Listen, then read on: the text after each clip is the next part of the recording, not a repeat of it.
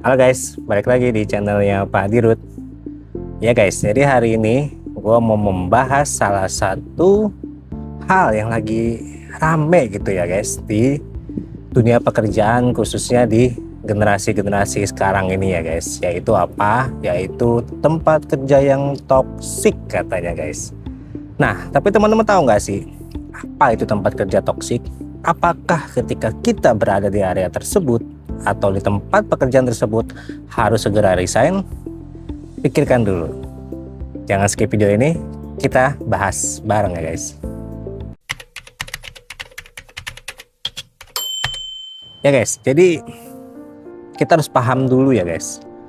Apa sih itu toksik? Dulu, setahu gua nih ya, sebelum ramai digunakan di dunia pekerjaan, toksik itu sering gua temuin kata-katanya ada di game ya guys. Game itu mungkin kita game-game zombie, game-game apa, yang mana setahu gua toksik itu adalah suatu hal yang mengganggu atau merusak ketika si toksik ini ada atau menempel di suatu objek. Nah, kalau kita lihat secara definisi, toksik itu adalah bahasa Inggris yang berarti racun ya guys. Nah, beracun istilah untuk menggambarkan perilaku, hubungan, atau lingkungan yang memberikan dampak negatif, merusak dan merugikan emosional atau fisik seseorang ya.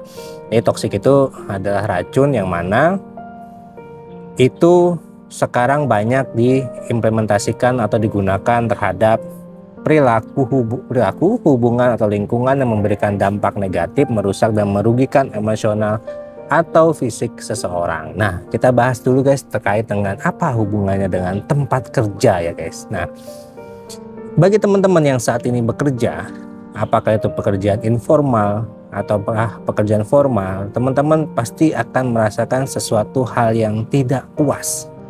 Itu adalah hal manusiawi ya guys, karena kepuasan itu tidak bisa diukur dan tidak bisa disamaratakan. Misalkan ada pekerja A, ada pekerja B. Yang satu rumahnya 30 km dari kantornya, yang satu 15 km. Ada perbedaan jarak hampir setengahnya. Nah, bisa aja karena yang lebih jauh ini itu mungkin pakai kereta lancar gitu ya, dia merasa aman-aman saja guys. Tapi ketika yang 15 km ini bawa kendaraan pribadi, kena macet ya setiap hari, mungkin perjalanan 1 jam, nah itu dia akan merasa wah toksik banget nih jalanannya gitu ya. Nah, ini akan timbul perspektif yang berbeda dalam pemahaman terkait dengan toksik. Nah, ini kita bahas dulu ya guys. Gue akan fokus terhadap banyak yang membilang itu tempat kerja gue toksik, bos gue toksik gitu ya. Nah, ini ketika terjadi banyak yang bilang aduh gue harus resign deh, gue nggak cocok nih di tempat kerja ini. Nah, tunggu dulu guys, sebelum teman-teman mengambil langkah itu, gue ada satu metode yang mungkin bisa menjadi pembuka pikiran teman-teman.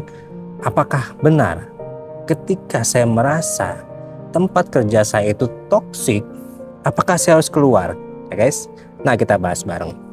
Jadi gini ya guys, mungkin yang udah dari awal ngikutin video-video gua ya, udah pada tahu. Jadi gua itu pernah bekerja sebagai HRD di salah satu perusahaan swasta ya, dimana salah satu tugas gua itu adalah konseling ya guys, konseling kepada mungkin karyawan-karyawan yang ada bermasalah, dan ini gua akan ambil contoh terhadap karyawan yang mau resign. Jadi waktu itu gua beberapa kali berhasil membatalkan niat resign dari beberapa karyawan. Nah, di situ gue ada satu metode yang mungkin bisa teman-teman aplikasikan nanti ketika merasa tidak nyaman, merasa tidak puas, atau merasa tidak pas ketika bekerja di suatu tempat, ataukah ketika tinggal di suatu tempat. Karena toksik ini kan tidak hanya di tempat kerja ya guys, bisa saja di lingkungan perumahan, atau mungkin tempat yang biasa didatangi, misalkan pasar kah, atau mungkin supermarket yang merasa toksik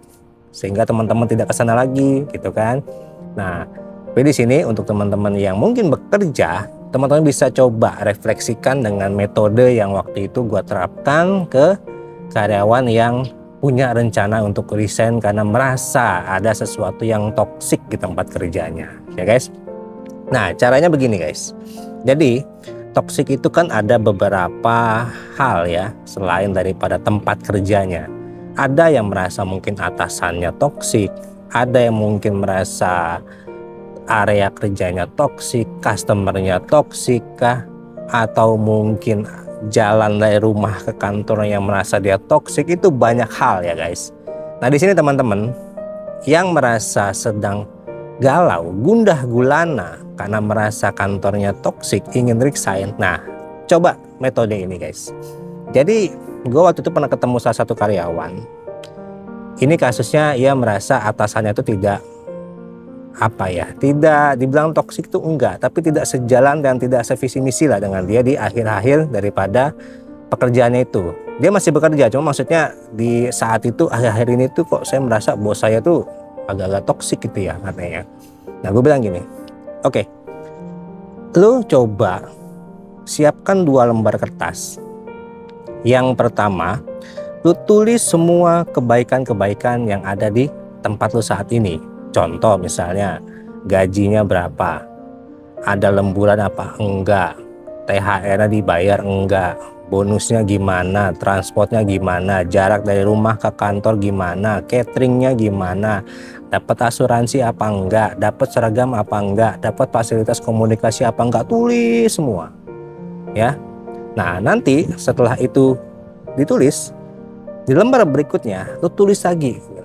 Gue bilang gitu ya, gue tulis lagi, 1, keburukannya apa, oh atasannya galak, oh meja kerjanya sempit misalkan, oh AC-nya nggak dingin di kantornya ya. Nah ketika sudah ditulis antara kekurangan dan kelebihan, coba di-compare. Gue bilang begitu, kira-kira lebih banyak mana, apakah yang baiknya atau yang buruknya? Kalau memungkinkan yang buruknya ini coba didiskusikan dengan objek-objek yang ada di tempat kerjanya. Mungkin kalau misalnya bermasalah dengan atasannya bisa ke HRD-nya diskusi ya. Nah jadi bandingkan 2 itu dulu. Mungkin di antara sekian banyak hal buruknya ternyata tuh lebih banyak hal baiknya guys. Dan mungkin bisa jadi toksiknya itu dihilangkan. Kalau tidak berbicara orang ya, mungkin berbicara tempat kerjanya yang sempit, yang panas, yang bau, itu kan bisa dihilangkan sebenarnya dengan komunikasi dengan atasan yang mungkin bisa menyelesaikan masalah itu ya.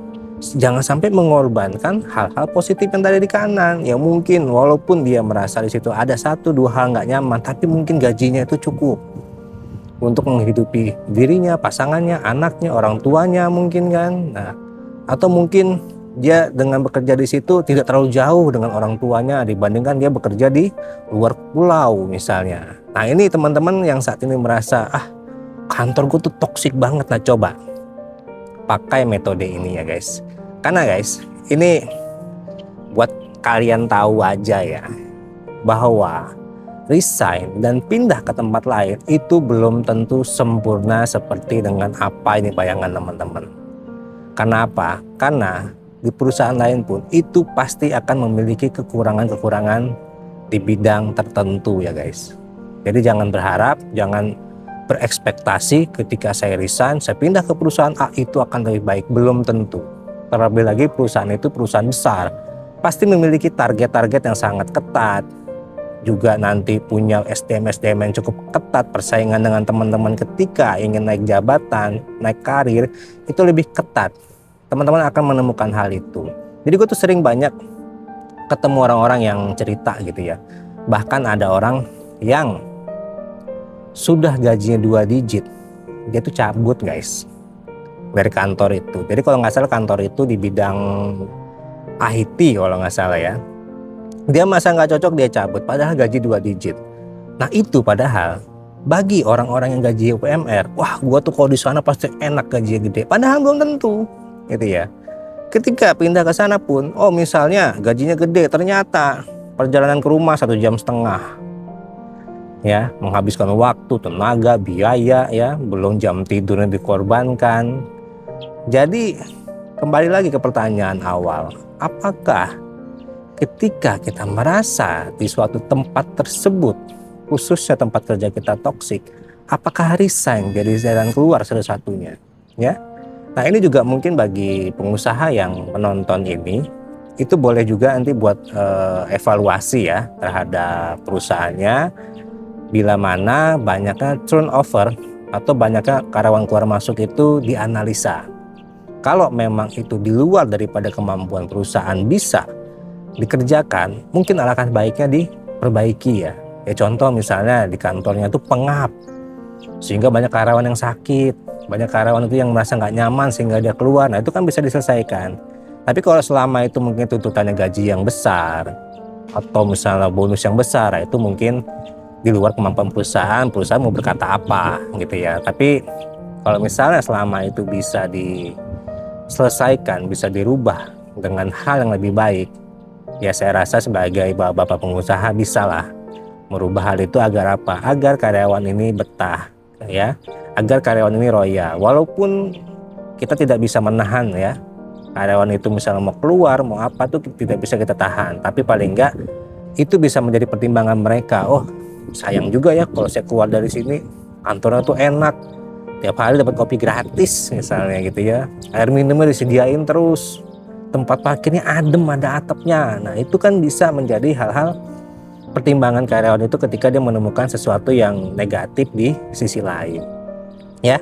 Jadi teman-teman ingat, dimanapun kalian bekerja pasti akan menemukan sesuatu yang tidak pas dengan diri kalian. Itu pasti, tidak mungkin 100% teman-teman itu menemukan seperti apa yang teman-teman inginkan. Jadi ketika teman-teman merasa tidak nyaman, merasa mungkin ada sesuatu yang toksik, coba dengan metode tadi ya, apakah negatifnya itu lebih banyak dibanding positifnya. Ketika positif lebih banyak dan negatifnya itu bisa dihilangkan, saran gua coba dihilangkan dulu. Jangan gegabah mengambil keputusan, ambil keputusan dengan pikiran yang tenang, jangan dengan emosi ya, atau jangan dengan pas kondisi baper. Nah, baper ini nanti akan gue bahas di video lain tentang bagaimana mengelola baper agar tidak merusak sesuatu yang sebenarnya baik. Tapi karena kita baper, hal baik itu menjadi tidak baik ya guys. Oke, sampai sini aja videonya. Semoga video bermanfaat. Sampai jumpa di video berikutnya. Jangan lupa di subscribe ya guys.